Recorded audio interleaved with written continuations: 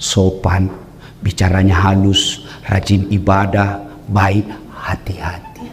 Terus korek. Hati-hati. Kenapa? Layangan putus.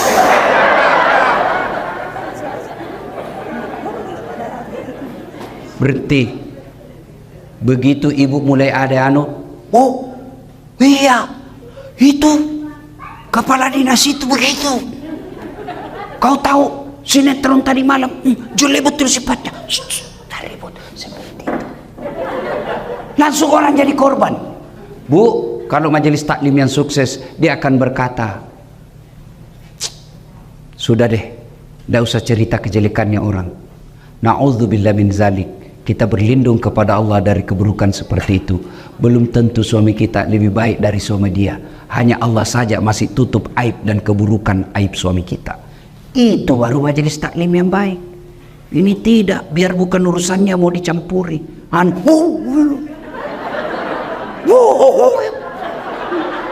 Ketawa kau karena kau bayangkan dirimu semua.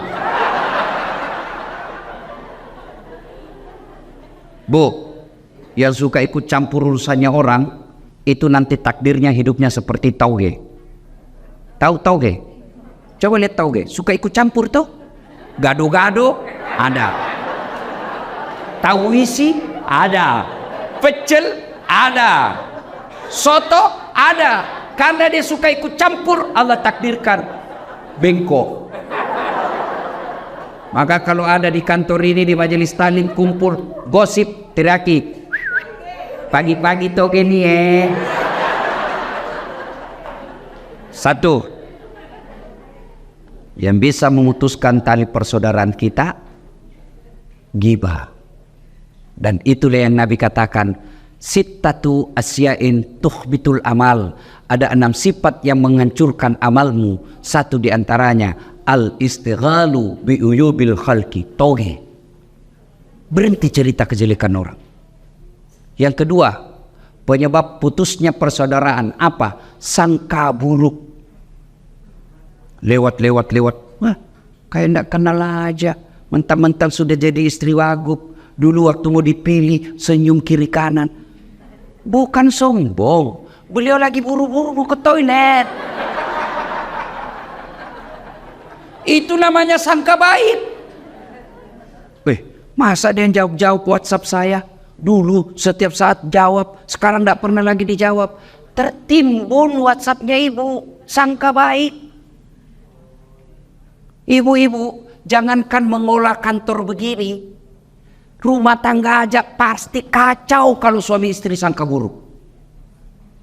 Kenapa ya? Itu tiba-tiba dilantik. Padahal dia baru 4 tahun jadi pegawai. Saya sudah 18 tahun tidak diangkat-angkat. Betul Bapak, 18 tahun tapi otaknya Pentium 1. Lambat loading. Prosesornya sudah tua. Bikin surat, siapa wali? Sudah Pak, tinggal diteken. Belum sudah namanya itu dong. Ini betul 4 tahun tapi otaknya Pentium 4. Cepat loading. 1 kali penjelasan, siap Pak. Belum ditanya, sudah selesai. Itu sangka baik. Ibu-ibu, sangka baik sama suami. Jangan selalu kau periksa HP-nya. Kau kira yang nak cari nafkah? Jangan. Ada juga perempuan kayak suaminya kayak tahanan politik. Baru pulang, mana HP-mu? Dengar ini. Ada 4 penghuni api neraka. Satu diantaranya istri yang suka memaki suaminya. Itu hadis Nabi loh. Ada 3 golongan orang yang tidak diterima amal ibadahnya. Satu diantaranya istri yang durhaka sama suaminya. Ada yang tanya, bagaimana kalau suami durhaka sama istri? Tidak ada dalam hadis.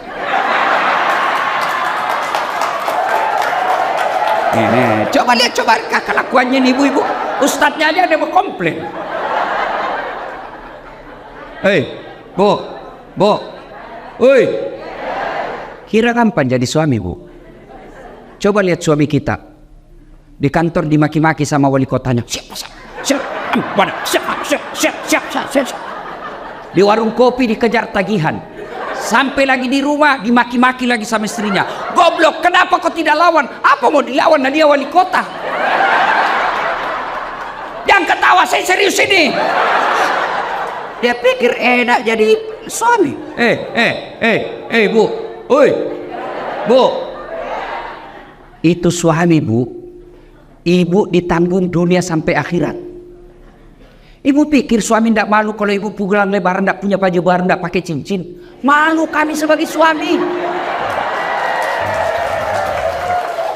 Malu harga diri kami sebagai suami. Istri tahun lalu itu juga baju lebarannya. Pulang kampung masih ini, malu kita sebagai suami, Bu.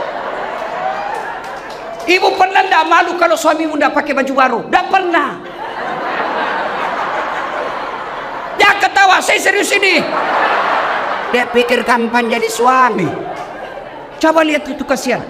Kadang-kala bawa Grab, motor, di jalan kempes bannya, dia tidak telepon kamu itu. Kenapa? Cukup saya yang menderita, tidak perlu istri saya tahu. Itu di dunia. Di akhirat lagi dicari tuh suaminya. Kalau ibunya masuk neraka, ada 4 laki-laki yang melindungi. Sebelum diperiksa amalnya istri, sebelum diperiksa amalnya ini istri, ada 4 laki-laki yang tanggung ibu-ibu nih. 1, bapakmu. 2, saudara laki-lakimu. 3, suamimu. 4, anak laki-lakimu. Kami laki-laki tidak ada yang tanggung. Makanya jangan suka ngomel. Biar HP salah diperiksa. Bagaimana suamimu tidak bikin nama palsu?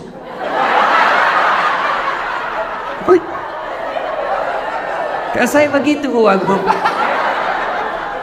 Saya, Bu, semenjak saya viral ini, ada cinta-cinta monyet saya dulu di kampung. Baru setelah saya viral, kan dulu di kampung bukan siapa-siapa saya, Bu. Tiba-tiba viral, Bu. Dia telepon saya sekarang. Saya mau blokir. Dah enak, nanti dibilang saya sombong satu kampung. Saya mau terima. Perasaannya istriku, mamanya cek bagaimana, kasihan. Akhirnya ku ganti namanya. Penjual batu bata.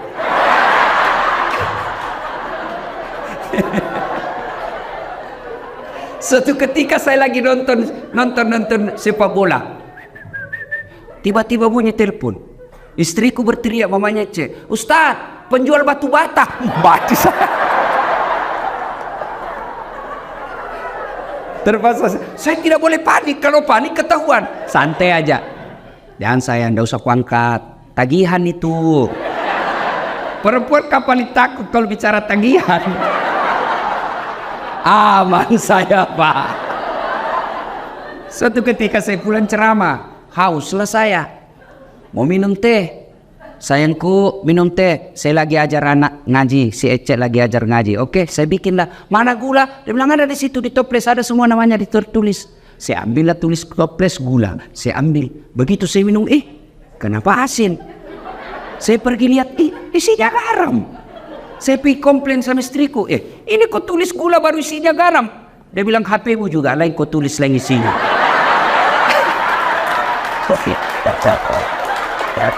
Salatullah, salamullah ala toha rasulillah. Salatullah, salamullah ala yasin. Alhamdulillah. Jadi jangan sangka buruk. Masa suami yang carikan nafkah, yang belikan baju, yang nyicilkan mobil, yang nyicilkan rumah, masa ibu curigai terus?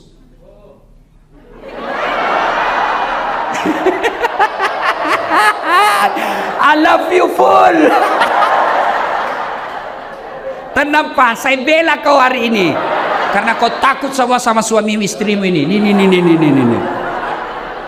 Tapi memang di depan istri Pak ada orang yang hebat. Mati kutu kita semua di depan istri. Apa kata istri saya? Hei Ustadz, di luar kau boleh singa panggung, tapi di rumah kau Hello Kitty.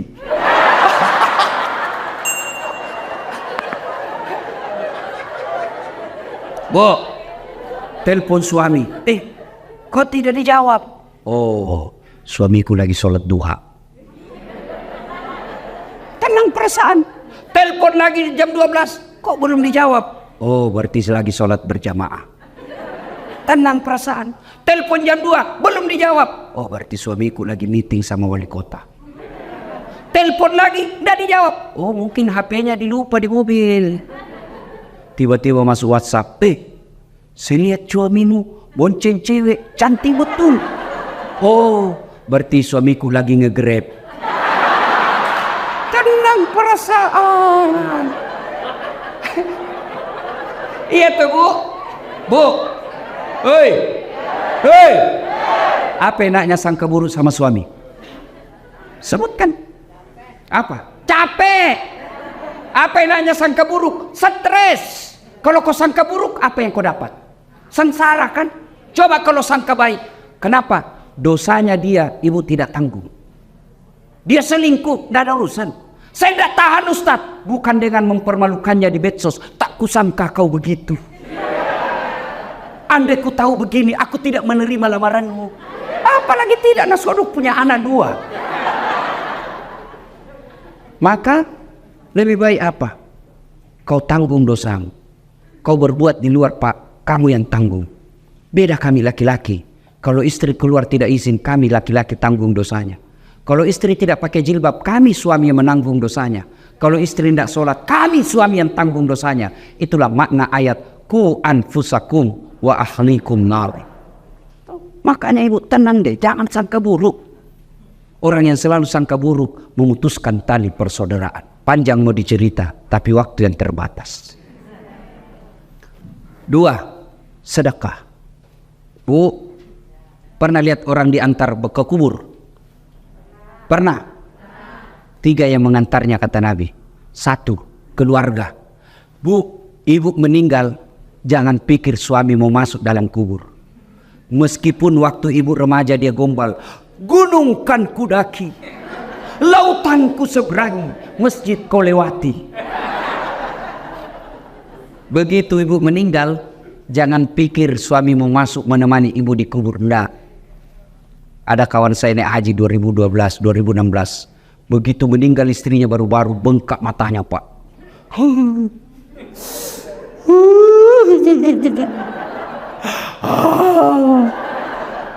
Saya bilang hebat betul ini Bapak. Biasanya kalau laki-laki meninggal istrinya sih menangis, tapi tidak sampai mengau-ngau. Sabar Pak, separuh jiwaku hilang Ustaz. Rasanya tidak bisa kulanjutkan hidupku. Sabar Pak, innalillahi. Belum setengah tahun Bu. Saya pergi jogging, tahu kan lapangan Karebosi di Makassar. Saya lagi jogging, ketemu saya sama itu teman saya. Di sampingnya ada perempuan, putih, muda, panjang rambutnya. Saya tanya, Haji, siapa? Siapa Haji? Yang baru Ustaz.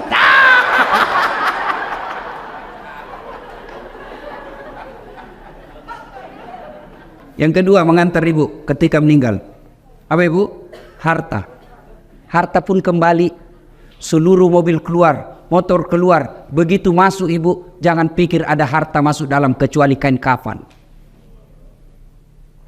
Parfum hilang, Hugo Boss. Hilang semua kita punya BlackBerry apakah parfum yang mewah itu? BlackBerry Bu? Apa? Pokoknya itulah yang saya maksud. Saya bukan anak gaul Ibu. Saya parfum saya Bu Rexona. Selesai. Ibu-ibu sekarang ini dibodoh-bodohi sama mode. Sabunnya aja 3 macam. Lain labu wajahnya, sabun wajah, lain labung ketek, lain labung ini. Kasih setengah mati suami cari uang. Saya sabun colek. Selesai.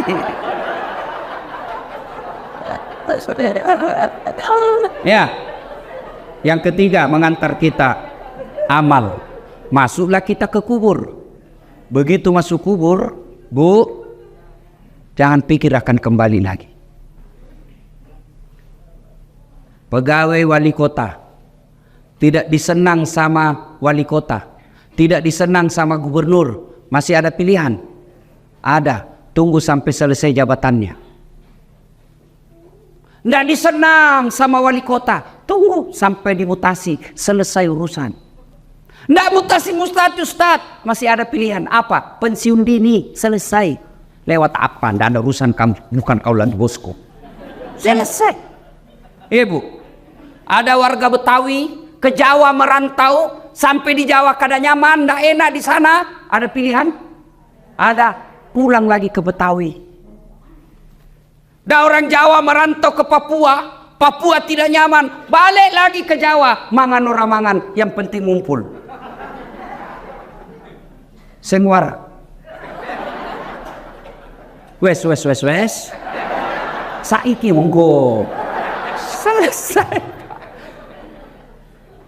Tapi demi Allah, ibu masuk kubur, senang tidak senang, tinggal kau di situ. Tidak boleh kau keluar.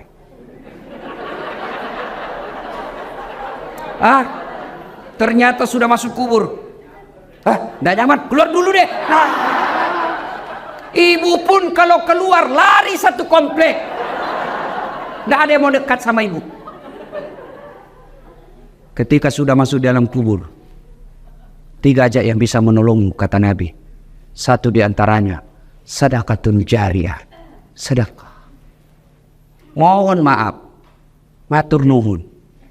Nih bu, jinji, yang di depan ini, yang banyak emas berliannya, tuh saya lihat cincin-cincinnya ibu. Jam tangannya ibu Agu.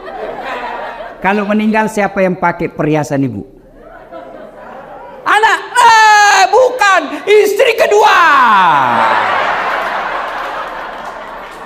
Ya pasti kawin lagi lah suamimu. Didengarlah ceramah saya, ini istriku, mamanya cek di rumah. Ustadz, itu saya dengar ceramah, kalau meninggal kawin lagi. Jadi kalau saya meninggal Ustadz kawin lagi. Saya bilang, di sini kau sayangku. Ku peluk dia sambil ku jelaskan. Ku dengar baik-baik sayangku ya, engkau permata hatiku. Jangankan kau mati, kau masih hidup saja saya selalu berpikir kawin lagi. Apalagi kalau kau sudah mati. Daripada ibu-ibu itu emas berlian dinikmati orang istri kedua, mending ibu kirim ke kubur sekarang. Sedekah. Dan enaknya menjadi istri wali kota, istri sekda, istri wagub, meskipun palsu tetap orang bilang asli. Iya toh? Kalau ibu wagub pakai, pasti orang bilang asli dong. Padahal belinya di Tanah Abang. Iya, maka keliru orang kaya. Kalau saya kaya, mending saya pakai yang palsu. Orang pasti tahu asli. Tapi kita orang miskin, biar sudah asli orang bilang dari mana kau dapat?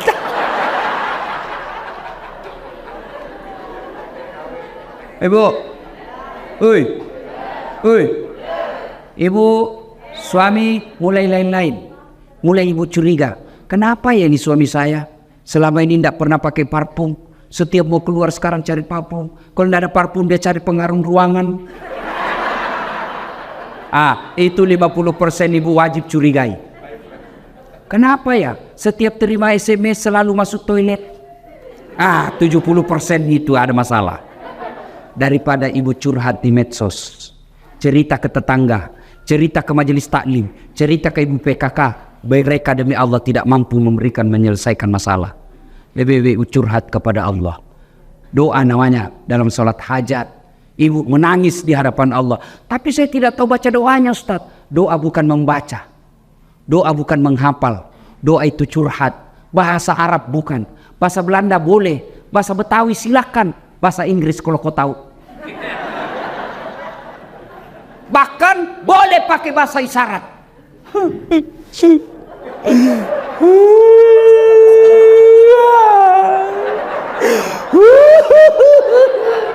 Oh, malaikat katakan, ya Allah baru suaminya kawin lagi.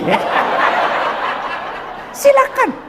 Sudah itu, ya Allah, Engkau Zat yang memelihara dan menjaga suamiku. Tidak mungkin saya bisa menjaganya 24 jam. Aku serahkan suamiku, engkau menjaganya. Ya Allah, ini ada duitku 2 juta. 2 juta tolak bala. Mudah-mudahan 2 juta ini suamiku terhindar dari wanita jahat. Bismillah, bawa ke panti asuhan besok. As-sadaqah tuh, bersedekah. Supaya anak tidak kena narkoba. Supaya suami tidak kena mutasi. Tidak usah cari muka sama ibu aku. Ya bu. Ya terserah. Gimana caranya? Sholat hajat. Minta pertolongan kepada Allah. Ya Allah, lindungi suami saya. Ini 1 juta. Tolak bala. Supaya suamiku tidak terkena musibah mutasi. Ya Allah, ini 2 juta. Supaya istri suamiku terhindar dari wanita jahat. Coba ibu amalkan. Sholat hajat namanya. Saya tidak tahu niatnya Ustaz. Masa ibu tidak tahu niat? Niat itu begitu ibu wudu, saya mau sholat hajat. Itulah niat, tidak harus diucapkan. Mau ucapkan, sholli sunnatal hajati, raka'ataini lillahi ta'ala, Allahu Akbar. Tidak hafal bahasa Arab, bahasa Indonesia. Saya niat sholat hajat, 2 rakaat sunnah hukumnya bagi saya lillahi ta'ala, Allahu Akbar. Itu pun tidak hafal. Berdiri tegak menghadap kiblat. Tuhan, sholat hajat ya, Allahu Akbar. Selesai.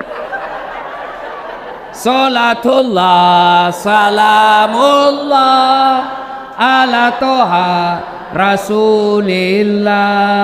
Salatullah, salamullah, ala yasin. Allahu Akbar. Ayo salat, sedekah. Jangan terlalu pelit. Bapak-bapak nih yang ada di depan saya, supaya bapak tidak kena musibah mutasi, sedekah. Percaya ibu, tidak ada orang bangkrut gara-gara rajin sedekah.